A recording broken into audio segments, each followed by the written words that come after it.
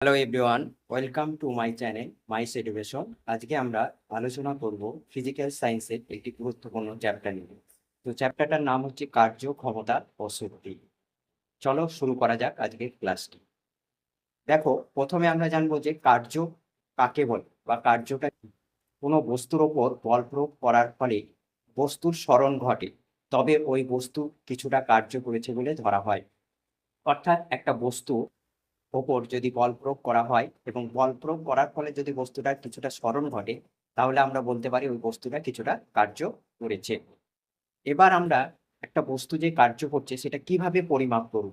দেখো, কার্যের পরিমাপ, যদি কোনো বস্তুর ওপর এফ বল প্রয়োগ করার ফলে এস পরিমাণ স্মরণ ঘটে, তাহলে কৃতকার্যের পরিমাণের ফর্মুলা হচ্ছে F into S into cos theta.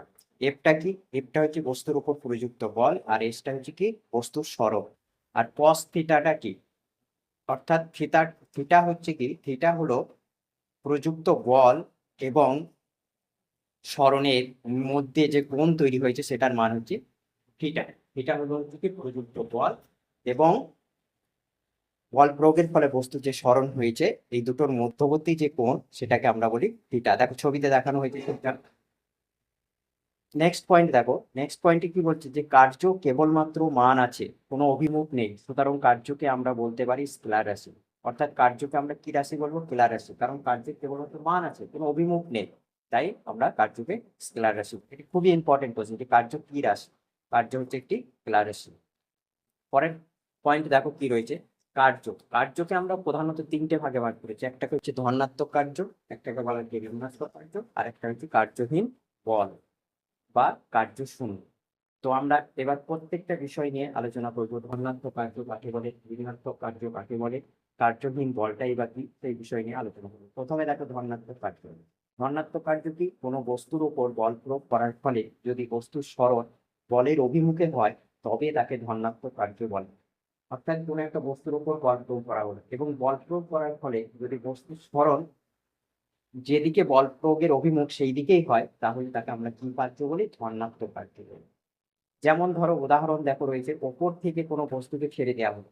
আকাশ থেকে বা ওপর থেকে কোনো একটা বস্তুকে যদি আমরা ছেড়ে দিই, তাহলে এখানে বলটা হচ্ছে অভিকর্ষজ যে বল, এই অভিকর্ষজ বলটা নিচের দিকে টানছে, আবার বস্তুটা সরণও নিচের দিকে হচ্ছে। তাহলে এই ক্ষেত্রে এই যে কার্য করছে বস্তুটা, ওপর থেকে ছেড়ে দেওয়ার ফলে বস্তুটা যে কার্য করছে সেটাকে আমরা কি কার্য বলতে পারি? ধনাত্মক কার্য বলতে পারি। নেক্সট দেখো ঋণাত্মক কার্য। ঋণাত্মক কার্য কি? কোনো বস্তুর ওপরে বল প্রয়োগ করার ফলে যদি বস্তুর সরণ বলের অভিমুখের বিপরীত দিকে হয়। অর্থাৎ একটা বস্তুর ওই তার উপর যদি বল প্রয়োগ করা হয় এবং বল প্রয়োগ করার ফলে যদি বস্তুটার সরণ বলের অভিমুখের বিপরীত দিকে, যেদিকে বল প্রয়োগ করা হয়েছে তার বিপরীত দিকে সরণ হয়, তাহলে আমরা তাকে বলি ঋণাত্মক কার্য। যেমন ধরো, উদাহরণ হিসাবে আমরা বলতে পারি মাটির উপর দিয়ে হাঁটা। আমরা মাটির উপর বল প্রয়োগ করছি, যেদিকে বল প্রয়োগ করছি তার বিপরীত দিকে আমরা হেঁটে চলছি, তার মানে কি? এটা হচ্ছে একটা ঋণাত্মক কার্য। যেমন সাইকেল চালানো, সাইকেলে আমরা প্যাডেল করছি, এর ফলে চাকা কি করছে? চাকা মাটিতে বল প্রয়োগ করছে পেছন দিকে, কিন্তু সাইকেলটা সামনের দিকে এগিয়ে যাচ্ছে, এটা হচ্ছে ঋণাত্মক কার্যের উদাহরণ। পয়েন্ট দেখো, নেক্সট পয়েন্ট আমরা আলোচনা করব কার্যহীন বল কি। যদি প্রযুক্ত বলের অভিমুখ ও বস্তুর সরণের অভিমুখ এর মধ্যবর্তী কোণ সমকোণ হয়, অর্থাৎ যে বরাবর বল প্রয়োগ করা হচ্ছে এবং যে বরাবর বস্তুর সরণ হচ্ছে, এই দুটোর মধ্যবর্তী কোণটা যদি সমকোণ বা 90 ডিগ্রি হয়, তাহলে ওই বস্তু দ্বারা কোনো রকম কার্য সম্পাদিত হয় না, এটাকেই আমরা বলি কার্যহীন বল। যেমন ধরো, উদাহরণ হিসাবে আমরা বলতে পারি মাথায় করে কোনো কিছু নিয়ে যাওয়া। মাথায় করে যখন আমরা কোনো কিছুকে নিয়ে চলছি বা একটা হাতে সুটকেস নিয়ে সমান্তরালে হেঁটে চলছি, সেই ক্ষেত্রে আমরা কোনো রকম কার্য করি না। এগুলি হচ্ছে সব কার্যহীন বলে উদাহরণ। এবং ইম্পর্টেন্ট কার্য সম্পর্কে আরো ইম্পর্টেন্ট দুটো পয়েন্ট আমাদের মনে রাখতে হবে। একটা কি? কার্যের ব্যবহারিক একক।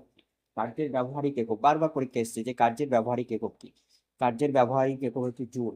এই জুলটাকে আমরা লিখতে পারি নিউটন মিটার। নিউটন মিটার এবং জুল, নিউটন মিটারকেই বলা হয় জুল। আর 2 নম্বর যে পয়েন্টটা জানতে হবে সেটা হচ্ছে কি? কার্যের মাত্রা। খুবই ইম্পর্টেন্ট। কার্যের মাত্রা কি? m L² T⁻²। m L² T⁻² হচ্ছে কার্যের মাত্রা। এরপর আমরা যে বিষয়টা নিয়ে আলোচনা করব সেটা হচ্ছে শক্তি। শক্তি কাকে বলে? কার্য করার সামর্থ্যকে শক্তি বলে।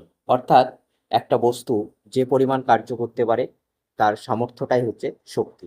শক্তির একক কি? শক্তির একক হলো জুল। দেখো শক্তিকে আমরা দুই ভাগে ভাগ করেছি, একটাকে আমরা স্থিতিশক্তি বলছি আর একটাকে আমরা গতিশক্তি বলছি। স্থিতিশক্তি কাকে বলে? কোনো বস্তু তার স্থিতি অবস্থার জন্য বস্তুটি যে শক্তি লাভ করে তাকে তার স্থিতিশক্তি বলে। অর্থাৎ একটা বস্তু তার স্থিতি অবস্থায় থাকার জন্য যে শক্তি লাভ করে সেটাই হচ্ছে তার স্থিতিশক্তি। স্থিতিশক্তির ফর্মুলা কি? স্থিতিশক্তি সমান আমরা লিখতে পারি বস্তুর ভর ইন্টু অভিকর্ষজ ত্বরণ ইন্টু উচ্চতা।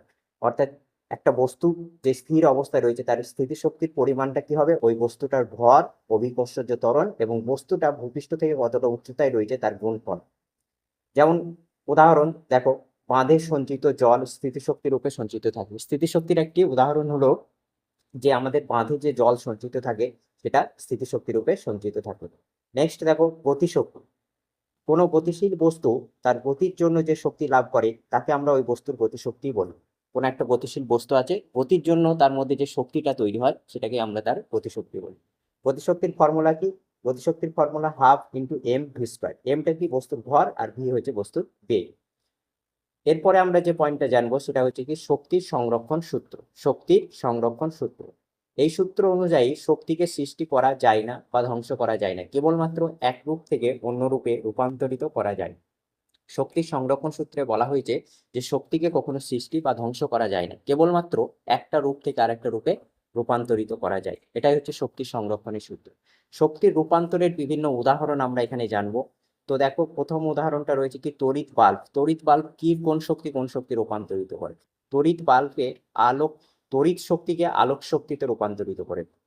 2 নম্বর দেখো সৌরকোষ। সৌরকোষের ক্ষেত্রে কি হয়? সৌরকোষ কি করে? আলোক শক্তিকে তড়িৎ শক্তিতে রূপান্তর করে। ব্যাটারির ক্ষেত্রে কি হয়? রাসায়নিক শক্তি তড়িৎ শক্তিতে রূপান্তরিত হয়। স্পিকারের ক্ষেত্রে কি হয়? স্পিকার মানে লাউড স্পিকারের কথা বলছে। লাউড স্পিকারের ক্ষেত্রে কি হয়? তড়িৎ শক্তি শব্দ শক্তি রূপান্তরিত হয়। আর 5 নম্বর দেখো মোমবাতির গলন। মোমবাতির গলনের ক্ষেত্রে কি হয়? রাসায়নিক শক্তি আলো শক্তিতে রূপান্তরিত হয়। তো এই ছিল আজকের ক্লাসটি যদি ভালো লাগে অবশ্যই চ্যানেলটি লাইক, শেয়ার এবং সাবস্ক্রাইব করে দিও। Thank you for watching this video.